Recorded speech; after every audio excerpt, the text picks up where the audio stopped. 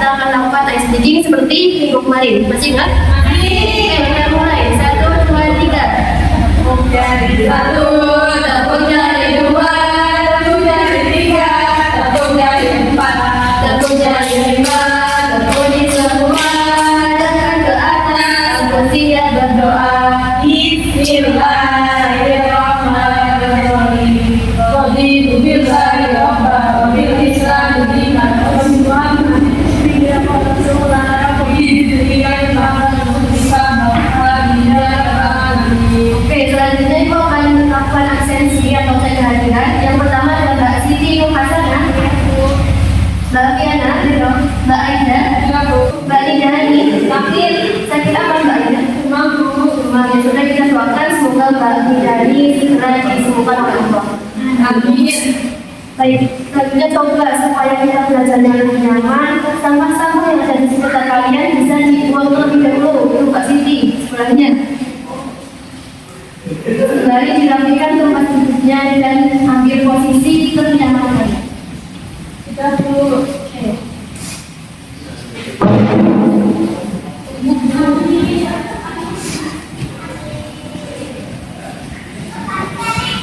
Baik, sebelumnya aku mau evaluasi sebentar. Masih ada yang ingat kemarin kita sudah belajar tentang apa? Khulafaur Rasyidin. Ya, bagus sekali. Khulafaur Rasyidin itu apa Mbak Siti? Salah, tempatnya nanti. Iya, betul. Khulafaur Rasyidin itu ada 4. Yang pertama Abu Bakar, yang kedua Umar bin Khattab, yang ketiga Utsman, dan yang keempat Ali bin Abi Thalib. Ya, rasa kalian masih ingat semua tentang materi kita minggu kemarin.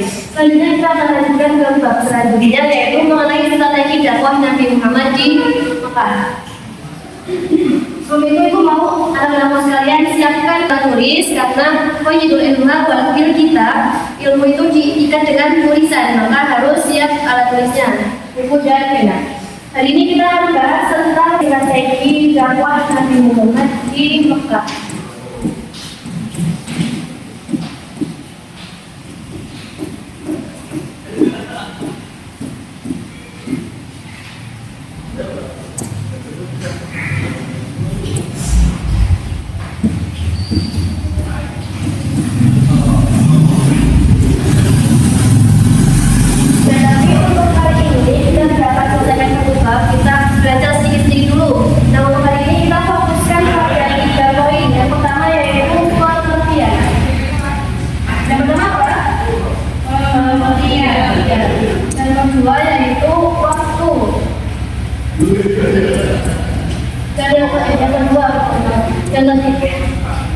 Dan yang ketiga yaitu strategi.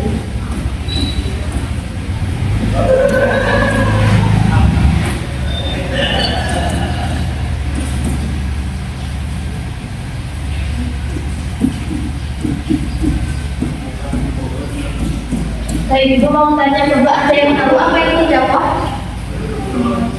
Perjuangan. Yang lain? Ajarkan. Ya, betul. Ajarkan. Ajarkan untuk apa coba Mbak Siti? Ajarkan untuk menuju kebaikan.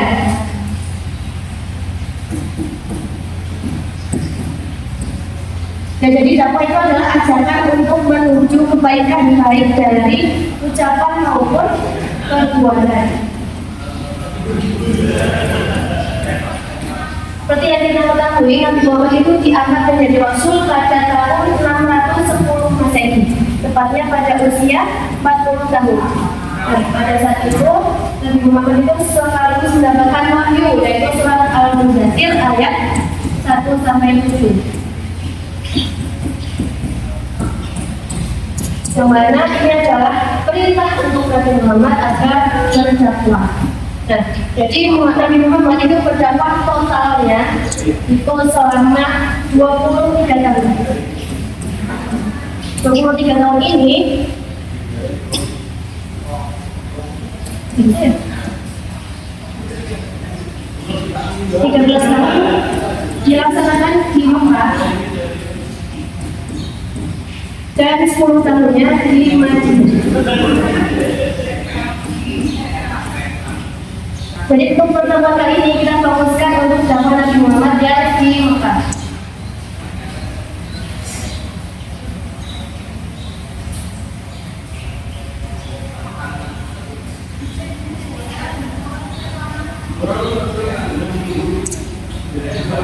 Baik, jadi setelah mendapat terpadu, Nabi Muhammad itu pertama kali, langkah pertama yang dilakukan Nabi Muhammad yaitu dakwah dengan cara sirian. Dengan cara apa? Sirian. Atau dakwah cara apa sih itu? Sembunyi-sembunyi. Dan dakwah cara sirian ini dilakukan Nabi Muhammad dengan target kerabat dan keluarganya terlebih dahulu. Kenapa dakwahnya tidak langsung dilakukan ke seluruh masyarakat Mekah? Karena untuk mengantisipasi ancaman atau penolakan dari kaum kafir Quraisy.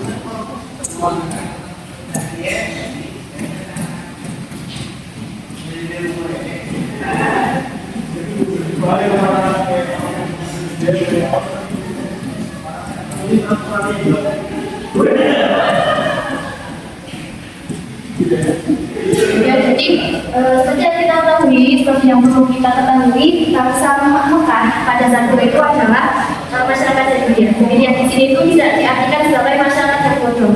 Bukan berarti mereka itu bodoh, tidak tahu pengetahuan, kemudian mereka tidak bisa apa-apa, itu bukan seperti itu. Tapi masyarakat jahiliyah di sini diartikan karena mereka itu tidak paham hakikat Tuhannya sendiri. Mereka tidak percaya tentang Tuhan, mereka tidak punya Tuhan. Jadi mereka itu hidup bebas seenaknya sendiri. Mereka itu masih suka judi, mereka suka minum khamar, mereka masih sering berzina, kemudian mereka juga sering menindas satu sama lain. Nah, dan semua hal tersebut dianggap normal oleh mereka. Nah, oleh karena itu Nabi Muhammad diperintahkan oleh Allah untuk berdakwah ke masyarakat Mekah tersebut, khususnya di kaum kafir Quraisy.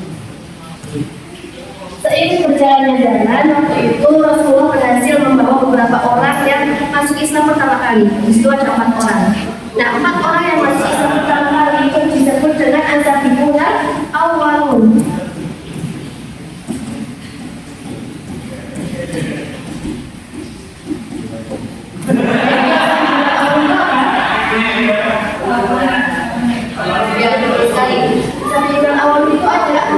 Yang pertama yaitu Khadijah. Khadijah itu siapa? Ya, yang kedua ada Zaid bin Khalifah. Zaid bin Khalifah siapa? Sahabat Nabi. Kemudian yang ketiga ada Ali bin Abi Thalib. Dan yang keempat ada Abu Bakar As-Siddiq yang juga sahabat Nabi. Jadi dari keempat orang yang sebelumnya awal ini semuanya berasal dari kerabat Nabi dan keluarga Nabi. Nah, setelah mereka masuk Islam, mereka itu membantu Nabi Muhammad untuk berdakwah, khususnya Abu Bakar. Abu Bakar itu kan terkenal sebagai orang yang selain orang yang lembut dan dermawan, Abu Bakar juga terkenal sebagai orang yang sangat gigih. Jadi waktu itu Abu Bakar membantu Nabi Muhammad untuk berdakwah, sehingga beliau berhasil membawa beberapa orang dari kerabat Nabi masuk Islam. Nah, dakwah siriah ini berjalan selama 3 tahun.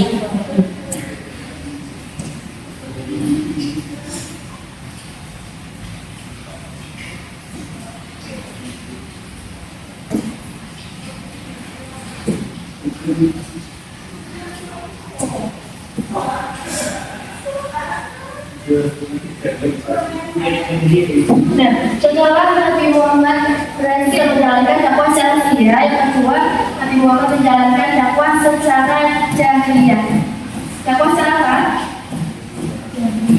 Jahiliyah atau kelantaran.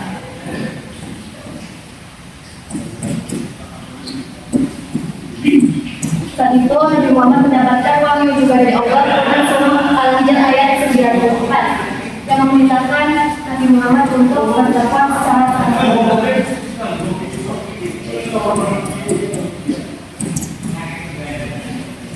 Nah, setelah mendapat wahyu, pertama yang Nabi Muhammad lakukan pada saat itu adalah mengumpulkan Bani Hashim dan Bani Muthalib, yaitu merupakan sahabat Nabi. Waktu itu dikumpulkan, kemudian Rasulullah menyeru kepada mereka untuk masuk Islam.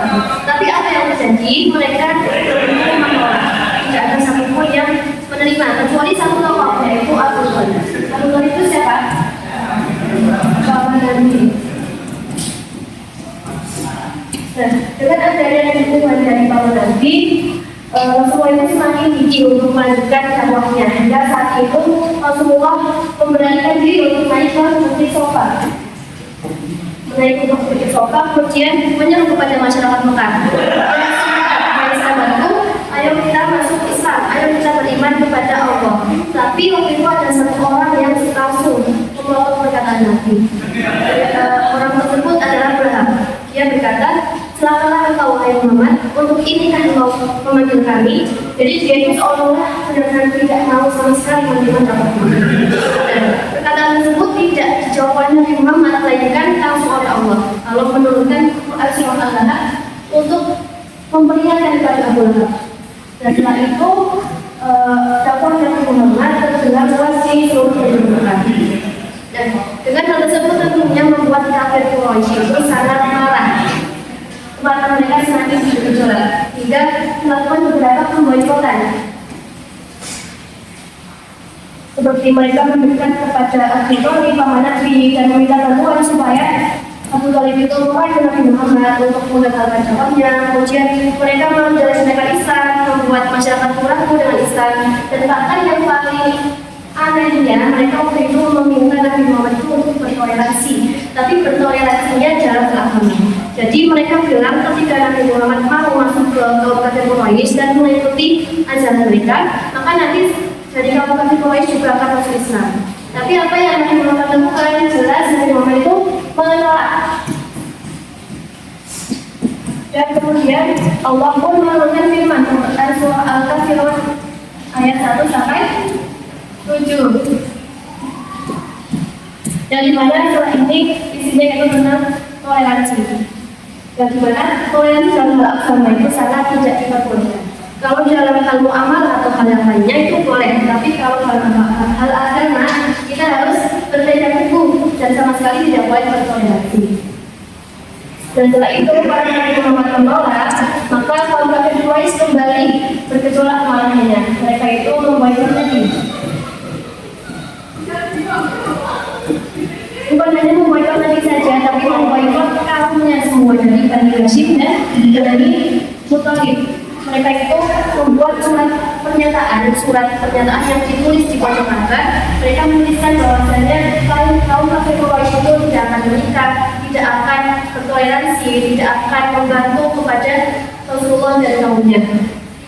Dan karena itu, karena ancaman tersebut, maka Rasulullah dan kaumnya harus mengasihkan diri ke lembah Hashim.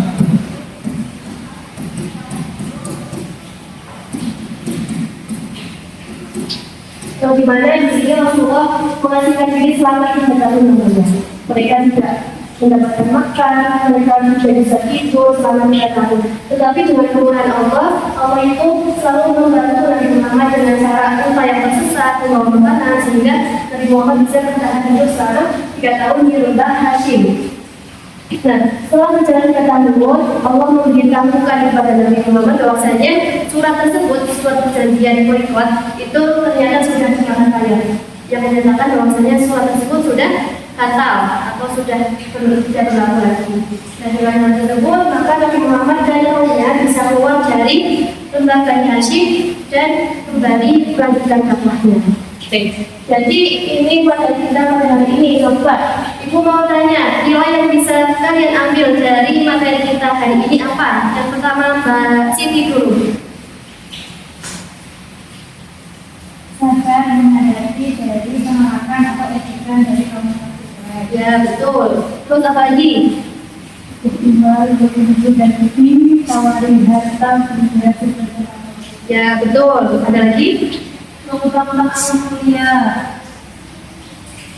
Ya seperti dakwah Nabi ya, dakwah Nabi itu tidak pernah dengan kekerasan, dia selalu dengan akhlak yang mulia dan dengan cara kelembutan. Nah jadi intinya kesuksesan itu semua butuh proses, tidak ada yang instan. Begitu juga dengan dakwah atau cara mengajak kepada kebaikan itu dimulai dari yang kecil dulu, sedikit-sedikit, lalu nanti bertambah banyak, bertambah luas sehingga menghasilkan kesuksesan. Dan mungkin untuk materi kita pada pagi hari ini kita cukupkan sampai sini dulu. Untuk pertemuan selanjutnya, aku mau kita bahas tentang hijrah ke Taif, dakwah ke Taif dan dakwah ke Habsyi. Silahkan anak-anak bisa baca dulu di rumah. Minggu depan itu tanya dari satu. Itu ya. Oke, sebelum kita menutup pembelajaran, ibu mau kita ice breaking dulu biar fresh lagi karena setelah ini masih ada pelajaran ya. Ya. Oke, semuanya bisa berdiri dulu. Yuk berdiri.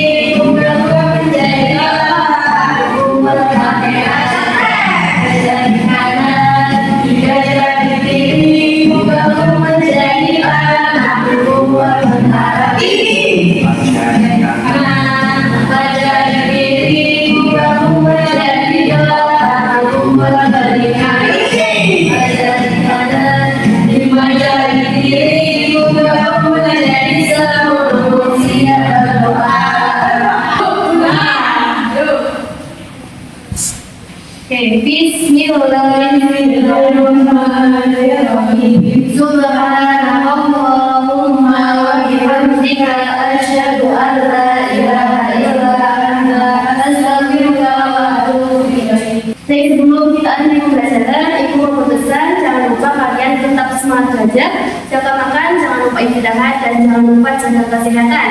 Karena hari ini cuacanya sedang tidak tentu, kadang panas kadang dingin. Ya Ibu akhiri apabila masih banyak kesalahan datang maupun perbuatan, Ibu mohon maaf. Wassalamualaikum warahmatullahi wabarakatuh. Waalaikumsalam.